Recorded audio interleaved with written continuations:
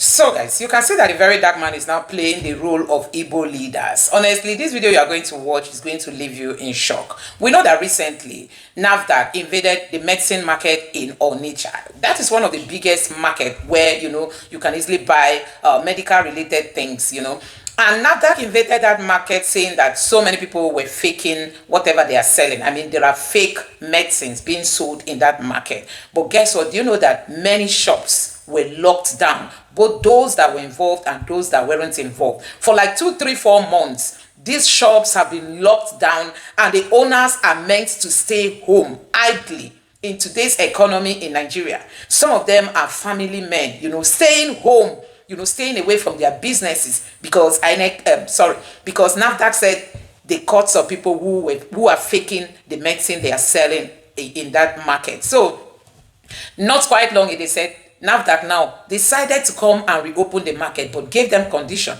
that they are going to be paying 500,000 naira per person. If you want your shop to be reopened, you have to pay that money. And they later increased it to 700,000 naira. Some people paid and some people weren't able to pay that money. Now they've resorted to calling the very dark man to come to their aid. So guys, when we are saying that Igbo leaders are sleeping, this is what we are talking about.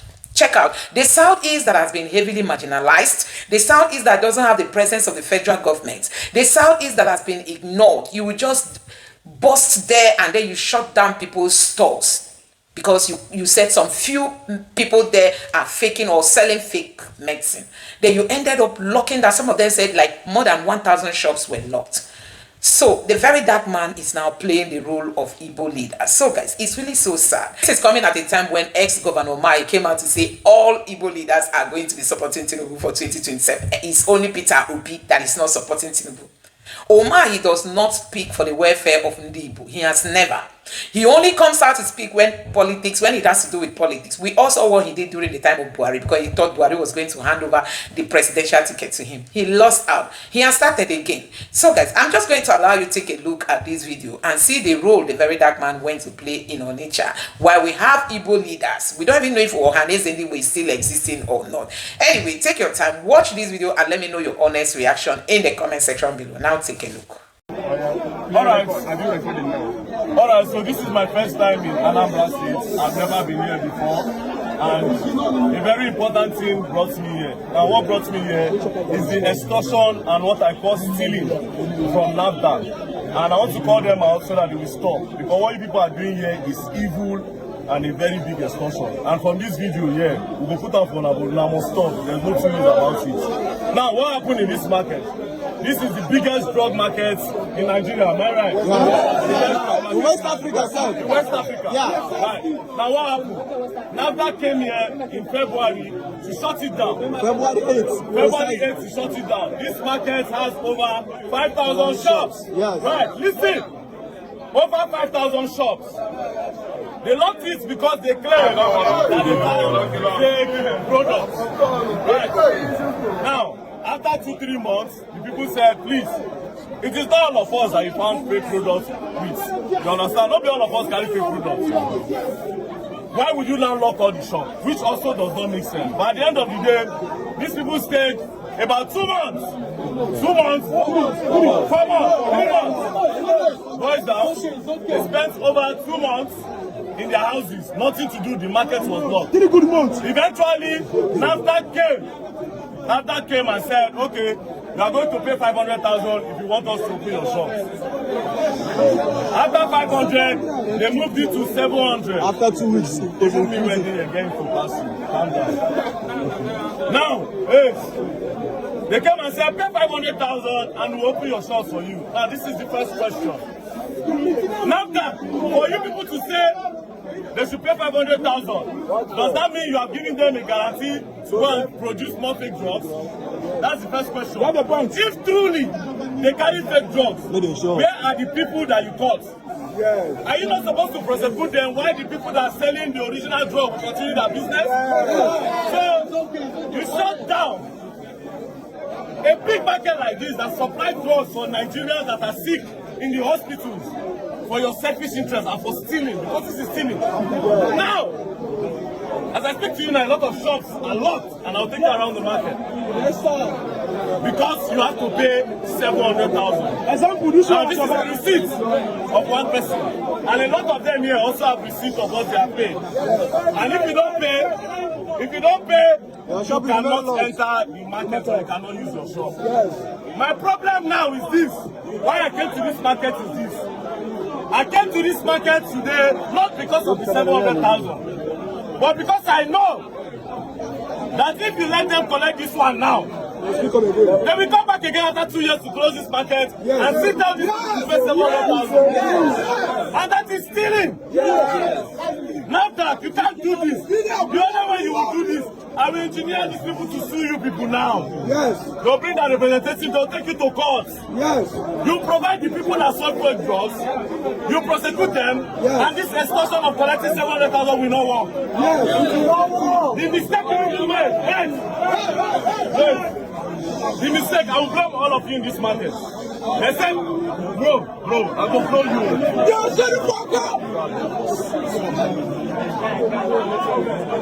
The mistake these people made, I had over 1,000 people have paid. Now, if you calculate 700,000 times 1,000, you know what will be that?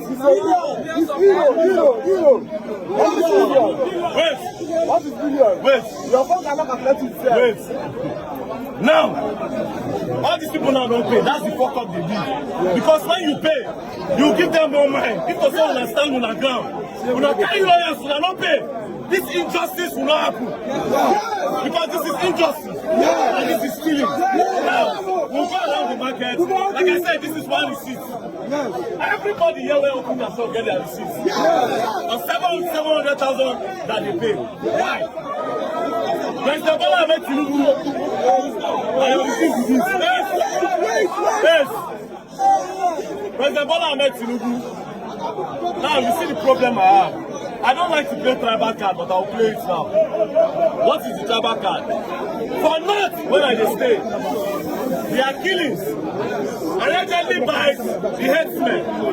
You never ever go wrong when they say cow. This was the sell drugs. I believe, yes, myself agree. So there is no way you will not see people that sell fake drugs. But it will not be all of them that sell fake drugs. Do you understand? So I'm calling on the authorities and I'm calling on NAFDAC. Open their shops for them. Else, there'll be a protest where we'll break all the doors. We'll break all the doors.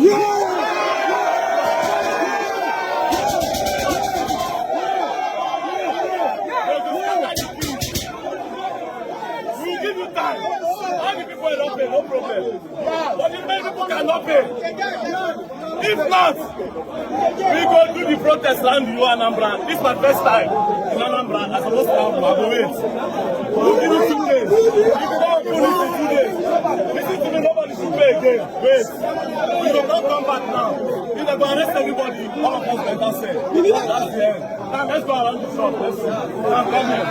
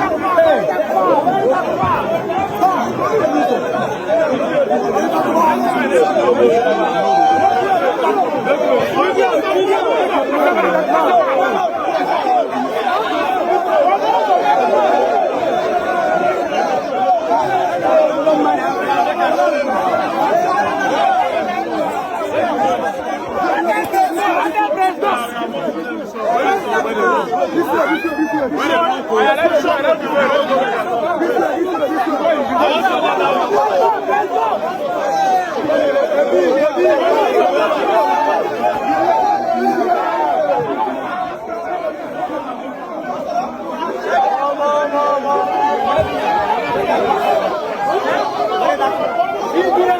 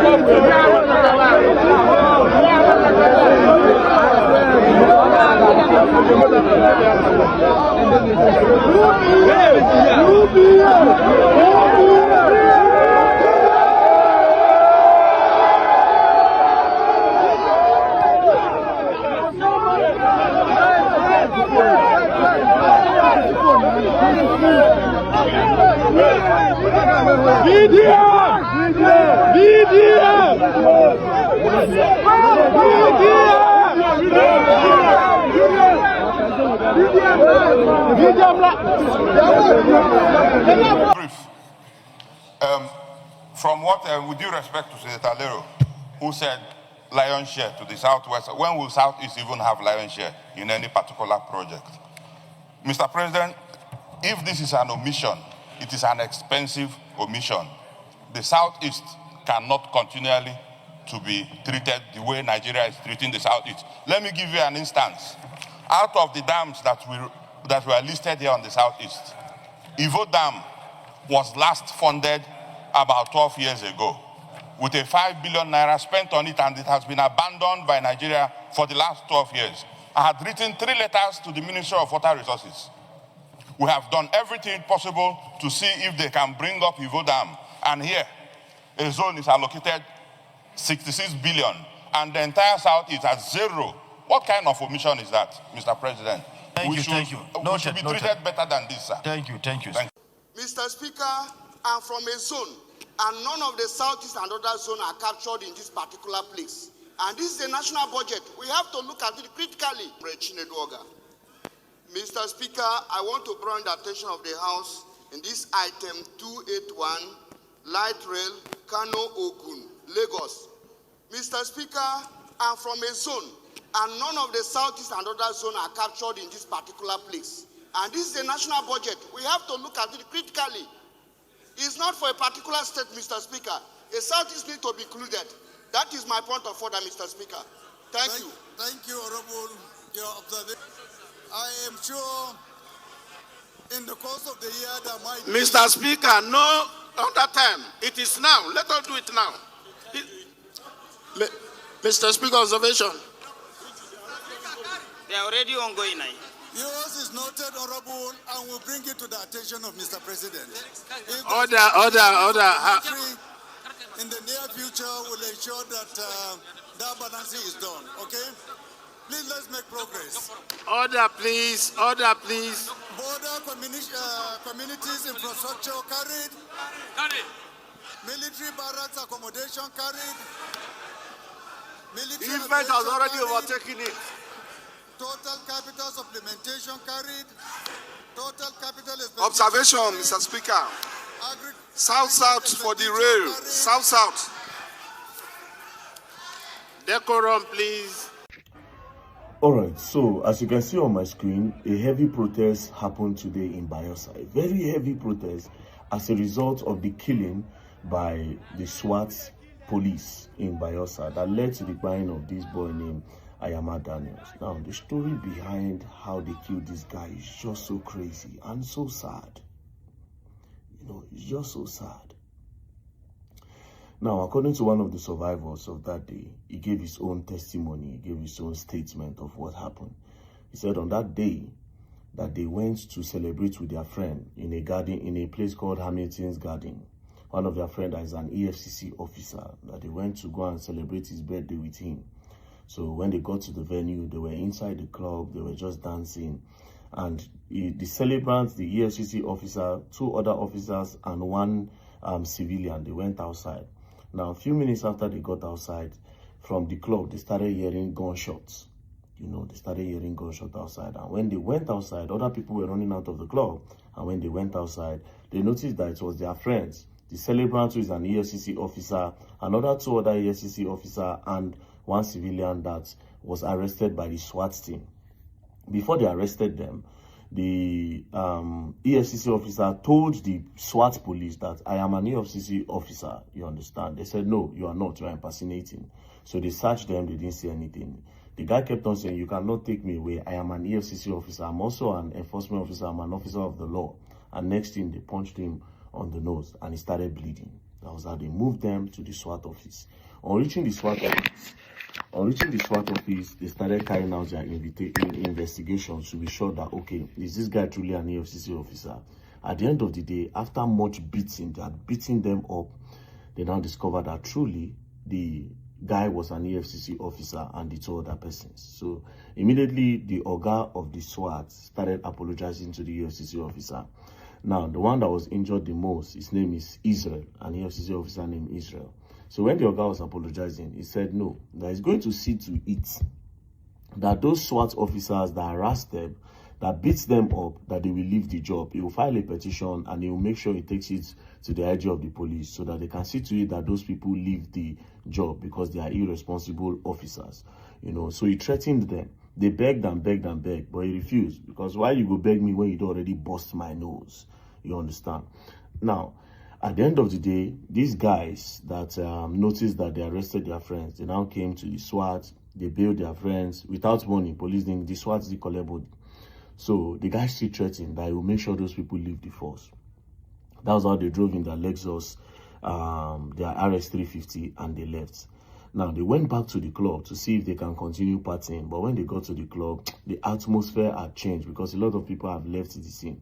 So they said, okay, you know what? Let us turn back. So that guy, Israel, the Israel that threatened that he was going to report to the IG of police and make sure those guys are dismissed, he now took an Uber and then he left them. So this guy, Daniel, wearing the same color of shirt with Israel that threatened the police to go and report to the IG so that they will be dismissed. They were wearing the same shirt. So when the guy alighted, that was how Ayama Daniels now went to go and sit down where Israel was sitting. The both of them were wearing red shirts. Now, they now turned back. While they were going back home, one of them said he was hungry, that he needed to buy food. When they pulled over, immediately they just turned and they pulled over. That was how that SWAT truck just bracketed them. The SWAT van bracketed them and then they opened fire. Just opened fire. Bah, bah, bah, bah. The first shots they took, boom. That's how it hit Ayama Daniel on the head and they sprayed the can. They ran away. Now, what were they trying to achieve? They wanted to buy that EFCC officer that wanted to report them. But sadly, the EFCC officer had already dropped. And they now went to go and take Ayama Daniels. And that's how Ayama Daniels lost his life. So you see the kind of police you will get for Nigeria. So you see the kind of police you will get for Nigeria. So innocent boys. I don't know what the problem is. Police could see you as a young boy. They could say you be fraudster. They don't tag everybody fraudster for Nigeria now. I don't know why. Because the only reason why they were harassing those boys is because they were looking for something. The idea is most security operatives now in Nigeria, especially with the police, with the EFCC and co. When they see a young boy, they just want to call you. Okay, let's see what's on your phone. Whether there's complaint against you or not, they want to make sure they look for a crime so that they can extort you with. It is wrong. It is wrong. When are we going to get off this problem? And you go talk this thing. The IG of police no go do anything. Nobody did do anything. The Senate don't seem to be doing anything. Nobody seems to be doing anything. So this innocent boy now don't go because of victimization.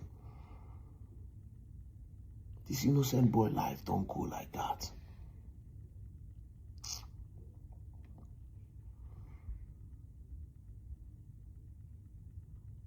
And next thing now, the sad part of everything, they say, these guys now, where they go carry out this act.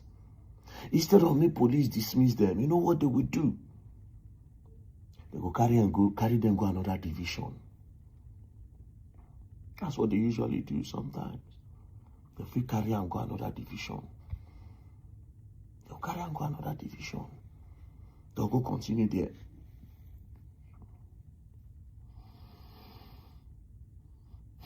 For the past how many days now for Nigeria, people just say police brutality. Just a few days ago, NSAS was also trending. Different parts of the, especially in the Niger Delta. Now, Niger Delta, now police don't buy people pass for the whole country. Niger Delta region. Because they don't tag almost all the boys there, fraudsters. There's no police. Sambisa Forest, they there.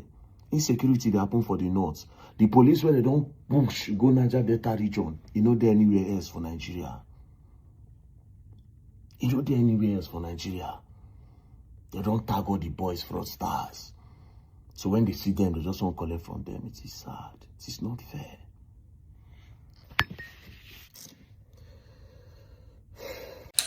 So guys, you have seen it for yourself. The Igbos have really gone through a lot in this country. People who are being marginalized, people who are not being carried along. If you see any good thing happening in the Southeast, it's more of like private, people, individuals who are building structures, who are even, some people are the ones constructing the road leading to their houses. I mean, if you see anything happening in the Southeast, it's just individuals struggling for their survival. As for the federal government, from the time that APC came into power, it has so much, left the Southeast behind. These politicians, they will come and tell you, join the Southeast, we want to be at the center. Ask Somai, since he joined the APC, what benefit has Somai brought to the Southeast? Ask Somai, since he joined the APC, what benefit has he brought to the Southeast?